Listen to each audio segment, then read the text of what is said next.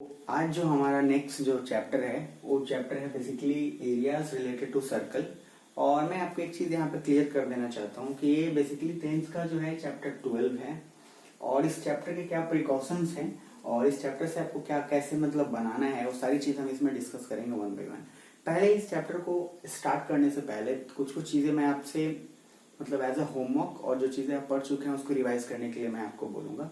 सबसे फर्स्ट इसमें देखिए क्या है topic, areas related to circle. Basically circle से रिलेटेड जितने सारे एरियाज हैं उसके बारे में हम लोग डिस्कशन करेंगे।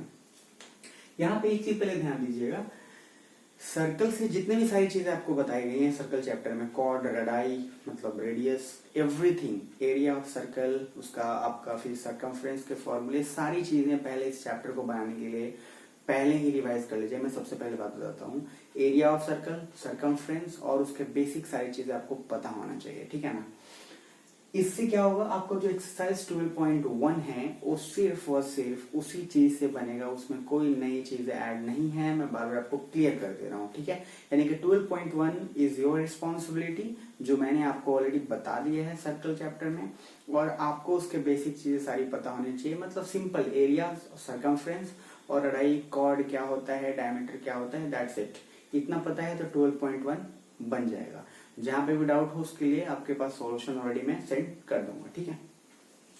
अब इसमें दूसरी चीजें ध्यान से आप देखेंगे 12.2 के लिए। बेसिकली इस एक्सरसाइज में जो चीजें नहीं हैं, जो आपको जानना है, जिसको आपको आगे करना है, वो हम इसमें समझेंगे।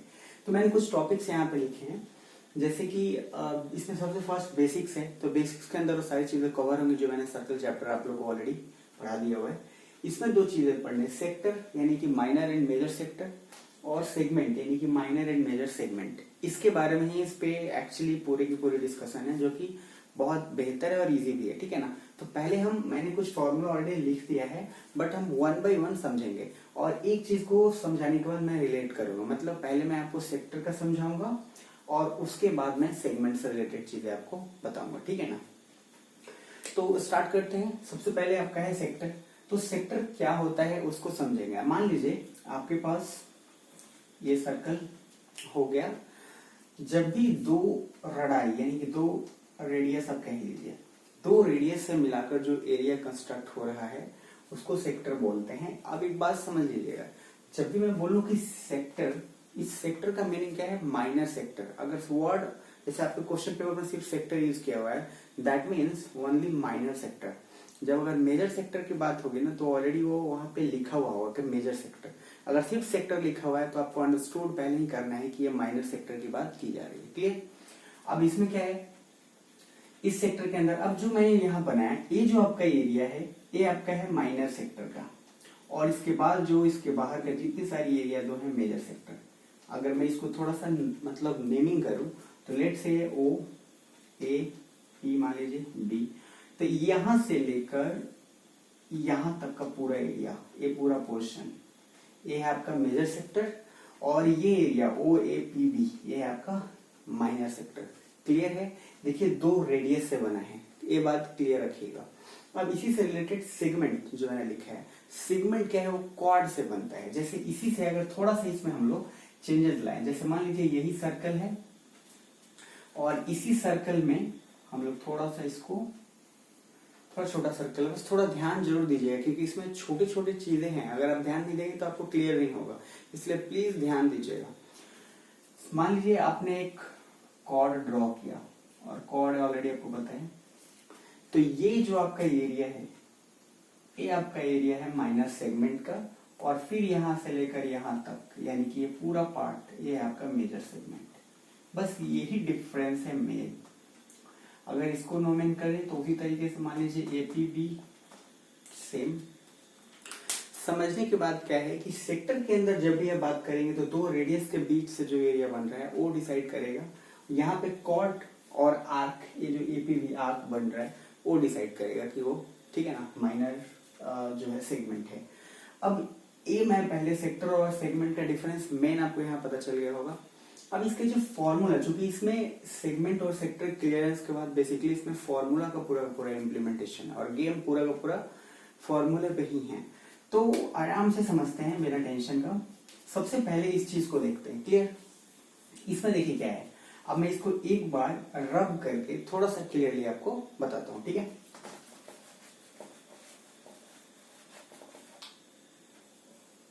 ये आपका सर्कल हो गया, हमने यहाँ पे सेक्टर बना लिया, ये माइनर सेक्टर हो गया, ठीक है। इसका हमने नेमिंग कर दिया ओ ए पी वी और उधर पार्ट मेजर सेगमेंट, ठीक है।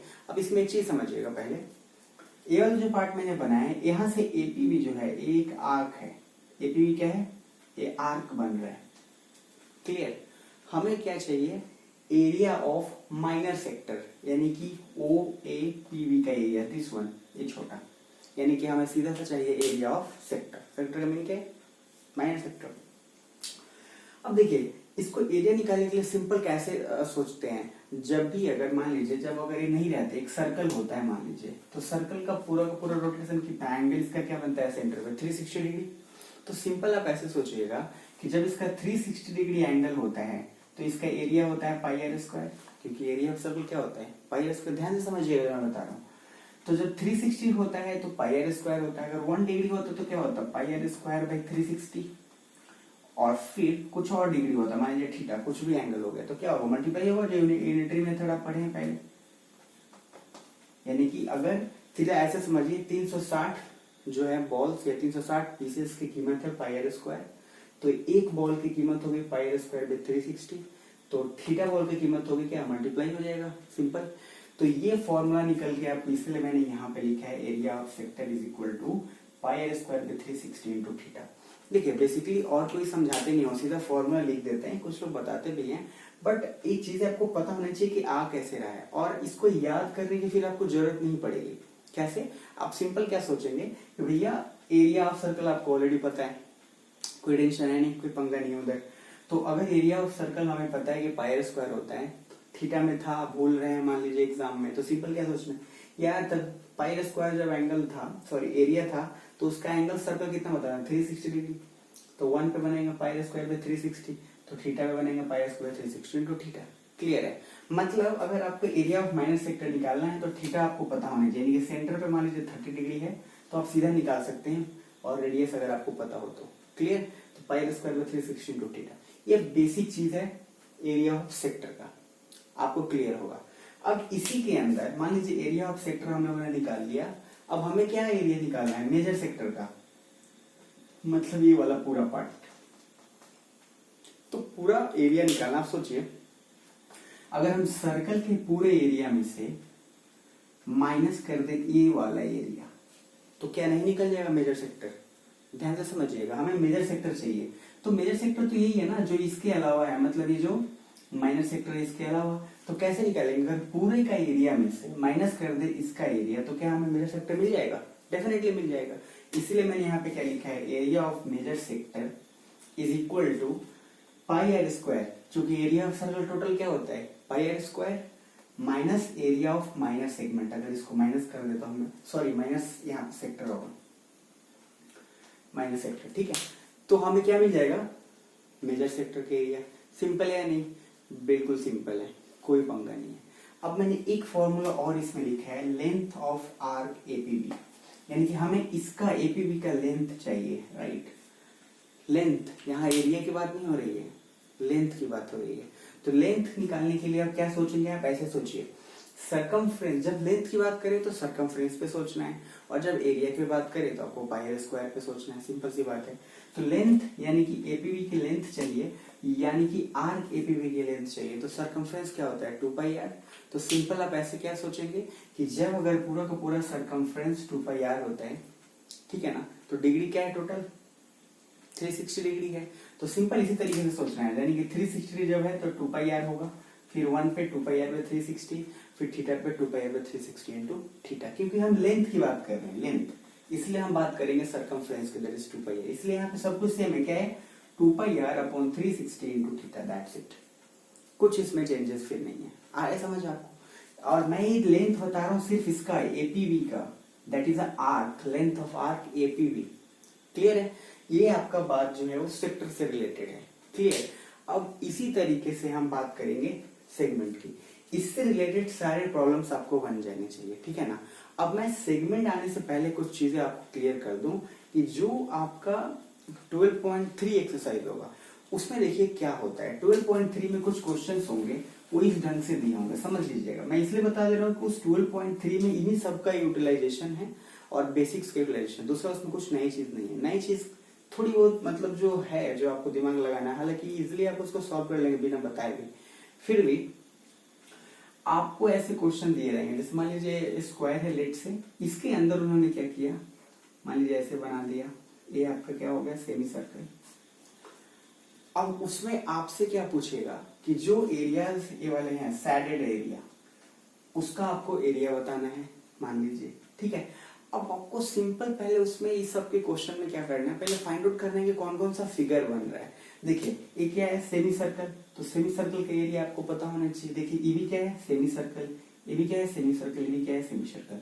अगर मान लीजिए इनके बावजूद अगर ये वाला एरिया सिर्फ पूछता तो आप क्या करते हैं, पूरा बड़ा सा फिगर क्या है स्क्वायर, स्क्वायर का एरिया माइनस सेमी सर्कल चारों तरफ है तो 4 सेमी सर्कल, सबका रेडियस सेम है तो सेमी सर्कल का एरिया निकाल लिए, एक सेमी सर्कल का, फिर 4 से मल्टीप्लाई कर दिए तो 4 सेमी सर्कल निकल गया।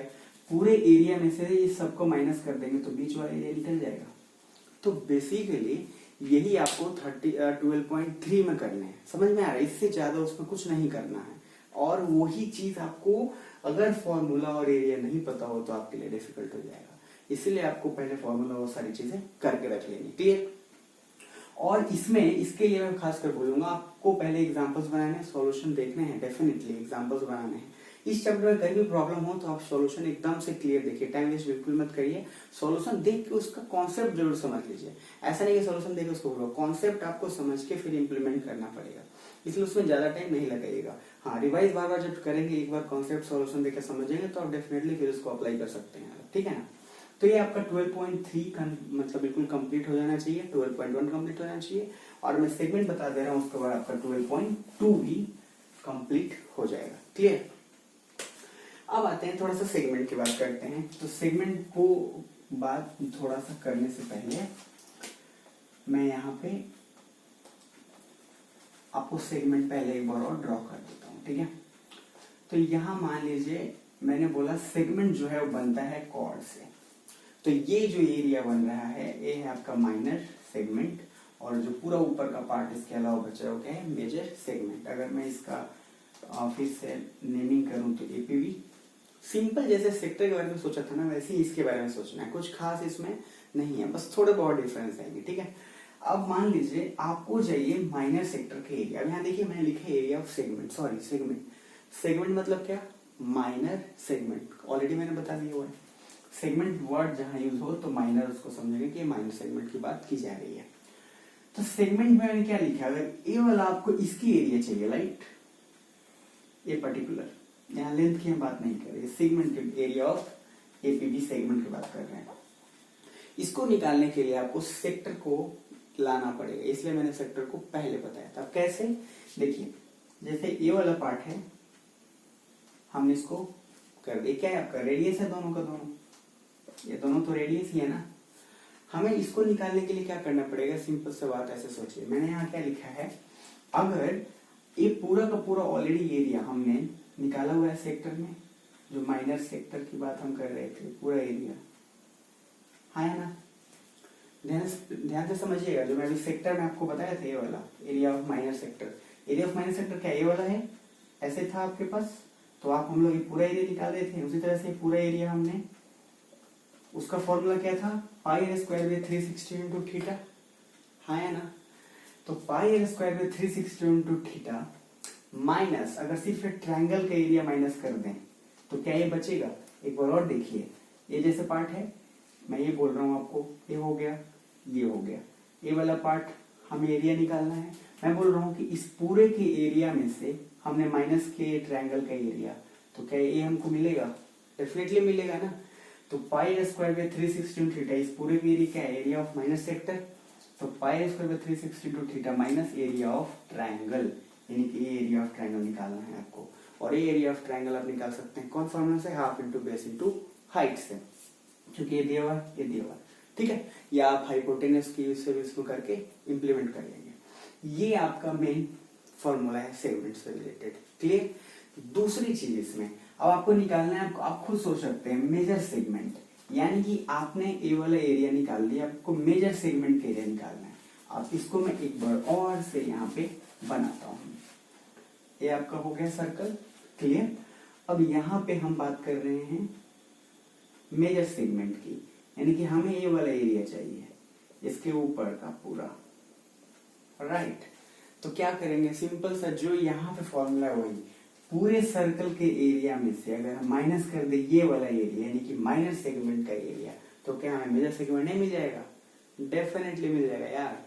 तो सिंपल यहाँ पे हमने क्या लिखा है, पाई स्क्वायर, यानी कि टोटल का area minus area of minor segment minus area of minor segment, और area of minor segment already आपके पास है, क्लियर है। तो इस तरीके से आप आराम से पूरे के पूरे क्वेश्चंस को बना सकते हैं। बट आपसे रिक्वेस्ट है कि आप चीजों को बेसिक्स जो उसको करेंगे, एग्जाम्पल पहले बनाएंगे, बिना एग्जाम्पल के एक्सरसाइज टच नहीं करेंगे, ठीक है ना। यानी कि आपका होमवर्क ये है कि आप पहले चीजों को देखेंगे, समझेंगे, बेसिक्स अपने पास रखेंगे, फिर एग्जाम्पल बनाएंगे, फिर उसके बाद एक्सरसाइज पाएंगे, और जहां कहीं भी डाउट होगा आप वहीं पे इमीडिएट सॉल्यूशन देख के कॉन्सेप्ट वाइज क्लियर करते जाएंगे। उस पर ज्यादा टाइम नहीं देंगे इस चैप्टर में, क्योंकि सॉल्यूशन आपको इसलिए मैं देखने के लिए बोल रहा हूँ, रीजन ये है कि सॉल्यूशन देखने के बाद आपको जो कॉन्सेप्ट मिलेगा उस पर करिए, क्योंकि हर क्वेश्चन में कुछ कुछ डिफरेंट होंगे, इसलिए सॉल्यूशन ऑलरेडी मैं प्रोवाइड आपको करा दूंगा, ठीक है। तो फिर मिलते हैं नेक्स्ट चैप्टर में, लेकिन तब तक 12.1, 2 एंड 3 कंप्लीट होना चाहिए, ठीक है।